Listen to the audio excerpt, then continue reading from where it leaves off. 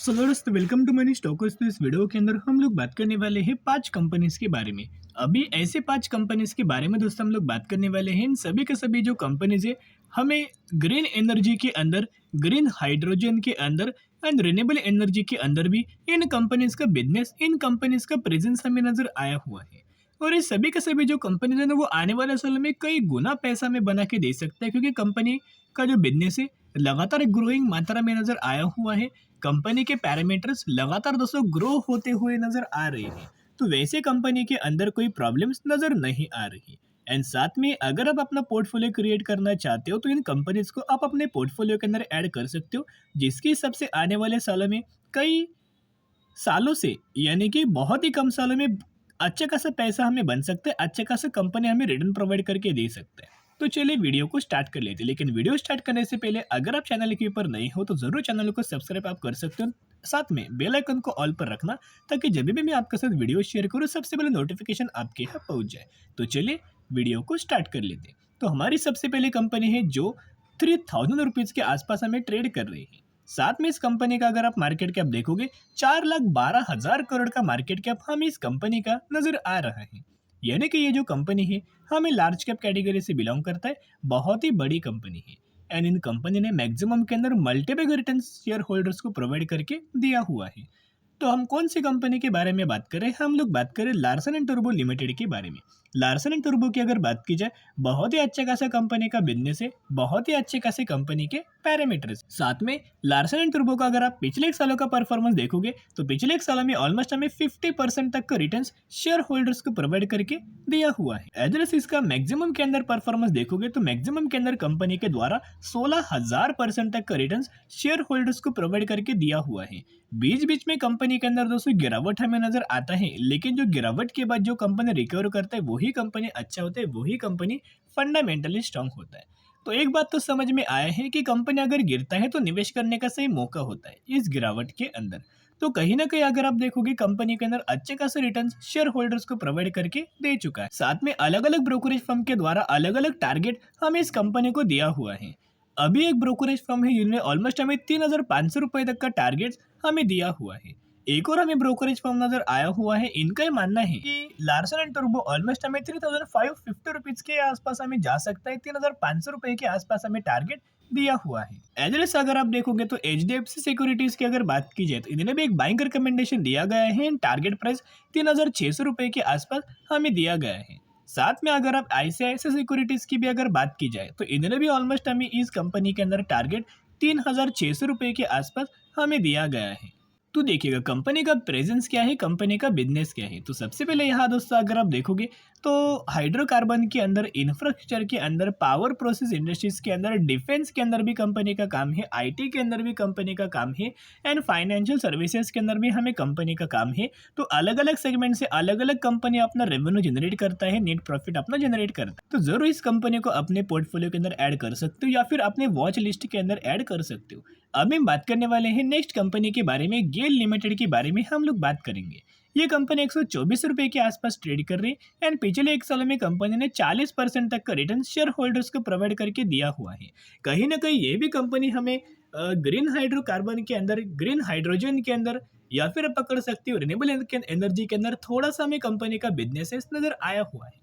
इस कंपनी का भी मार्केट कैप अगर आप देखोगे 82,000 करोड़ का मार्केट कैप, एंड साथ में आपको ये कंपनी हर साल 7% का डिविडेंड का बेनिफिट दोस्तों दिया जाता है। यानी कि रिटर्न्स आपको मिले या ना मिले, इस कंपनी के अंदर 7% का डिविडेंड का हर एक साल कंपनी आपको बेनिफिट दिया जाता है। तो कहीं ना कहीं दोस्तों अगर आप देखोगे एक पॉइंट समझ लेना कि ये कंपनी ग्रोथ वाली कंपनी नहीं है, इन्वेस्टमेंट वाली कंपनी नहीं है, ये कंपनी सिर्फ और सिर्फ डिविडेंड बेस है।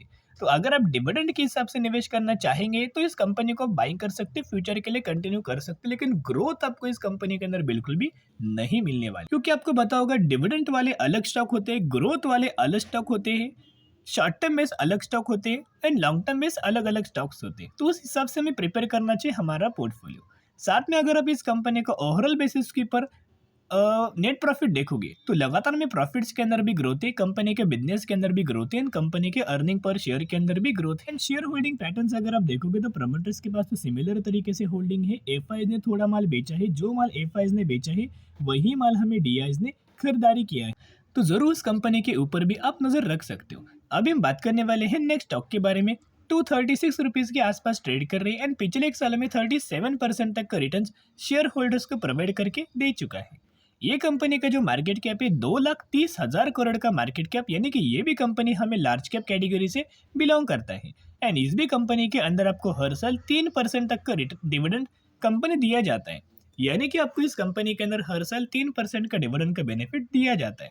तो हम लोग बात कर रहे हैं एनटीपीसी लिमिटेड के बारे में। तो एनटीपीसी की अगर बात करें तो ये भी कंपनी का वही हमें बिजनेस है, उसी बिजनेस के अंदर इस कंपनी का भी इन्वॉल्वमेंट नज़र आया हुआ है। तो इस कंपनी के अंदर दोस्तों अगर आप बेसिकली ओवरऑल परफॉर्मेंस देखो तो कंपनी का जो मार्केट कैप तो मैंने आपके साथ शेयर किया, साथ में 3% का डिविडेंड डील हमें कंपनी का नज़र आया हुआ है, साथ में इस कंपनी का फेस वैल्यू हमें 10 नज़र आया हुआ है।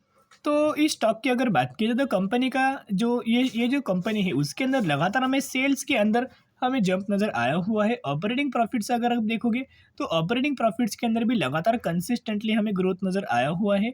एंड साथ में अगर आप नेट प्रॉफिट भी देखोगे तो ऑलमोस्ट हमें 17,000 करोड़ से बढ़ के 17,121 करोड़ एंड 17,121 करोड़ से बढ़ के 19,360 करोड़, यानी कि प्रॉफिट्स बढ़ रहे हैं, रेवेन्यूज बढ़ रहे हैं, अर्निंग पर शेयर बढ़ रहा है, इन कंपनीज का इनकम हमें लगातार बढ़ रहा है, यानी कि ग्रोथ वाली कंपनी है। तो अभी हम बात करने वाले हैं नेक्स्ट कंपनी के बारे में। कहीं ना कहीं इस कंपनी का भी बिजनेस हमें ग्रीन हाइड्रोजन के अंदर, ग्रीन एनर्जी के अंदर नजर आया हुआ है। मैक्सिमम के अंदर देखोगे तो ये कंपनी ऑलमोस्ट हमें 2333 रुपये के आसपास करंटली ट्रेड कर रही है एंड मैक्सिमम के अंदर 4300% तक का रिटर्न शेयर होल्डर्स को प्रोवाइड करके दिया हुआ है, यानी कि मल्टीपल का रिटर्न शेयर होल्डर्स को दोस्तों प्रोवाइड करके दिया हुआ है। मार्केट कैप भी देखोगे तो ऑलमोस्ट हमें 15,80,000 करोड़ का मार्केट कैप, यानी कि ये कंपनी बहुत ही बड़ी है एंड लार्ज कैप कैटेगरी से ये कंपनी बिलोंग करता है। तो सभी लोगों को पता होगा कि हम लोग कौन सी कंपनी के बारे में बात करें जो कंपनी का मार्केट कैप 16 लाख करोड़ का है, जो 2300 रुपये के आसपास ट्रेड कर रहे हैं। यस, आप सही गेस्ट कर रहे हैं। हम लोग बात करें रिलायंस इंडस्ट्रीज के बारे में। तो कहीं ना कहीं आपको पता है कि रिलायंस इंडस्ट्रीज बेसिकली हर एक सेगमेंट को बिल्कुल भी नहीं छोड़ती। जब भी इनको लगता है कि आने वाले समय के अंदर इस सेगमेंट के अंदर स्पेस हमें बचा हुआ है, उस स्पेस के अंदर ये एंट्री कर लेते हैं। जैसे कि कंपनी को पता चला कि रिन्यूएबल एनर्जी के अंदर एक स्पेस हम लोग फुलफिल कर सकते हैं, डायरेक्टली कंपनी ने बहुत बड़ा इन्वेस्टमेंट हमें किया। वैसे अभी अगर आप देखोगे ग्रीन हाइड्रोजन के अंदर, ग्रीन एनर्जी के अंदर भी कंपनी को लग रहा है कि आने वाले सालों में बहुत अच्छा खासा हो सकता है, बिजनेस बढ़ सकता है एंड गवर्नमेंट भी ग्रीन हाइड्रोजन को लेके बहुत ज़्यादा फोकस्ड कर रहे हैं, बहुत ज़्यादा सपोर्ट कर रहे हैं। जिसकी वजह से अगर आप रिलायंस इंडस्ट्रीज का Q2 का रिजल्ट देखोगे तो रेवेन्यूज के अंदर जंप, इनकम के अंदर जंप, अर्निंग पर शेयर के अंदर जंप, साथ में नेट प्रॉफिट्स के अंदर भी जंप है। तो इस वीडियो के अंदर कुल मिला के जितने भी कंपनीज के बारे में दोस्तों हमने बात किया है, उन सभी कंपनीज को आप अपने रडार के ऊपर रखना, आप अपने वॉच लिस्ट के अंदर ऐड करना एंड जो भी कंपनी आपको पसंद है उन कंपनीज को अपने पोर्टफोलियो के अंदर ऐड करके लॉन्ग टर्म बेसिस के ऊपर होल्ड करना। ये कंपनी शॉर्ट टर्म बेसिस के ऊपर बिलोंग नहीं कर रही, शॉर्ट टर्म में आपको रिटर्न नहीं मिलेगा। इन सभी चीज़ों का बेनिफिट्स आपको 10 साल, 12 साल, 15 साल, 20 साल इसी के हिसाब से मिलने वाला है। तो जरूर तीनों चारों कंपनीज के बारे में स्टडी करके, एनालिसिस करके उसके बाद निवेश करने की कोशिश कर सकते हो।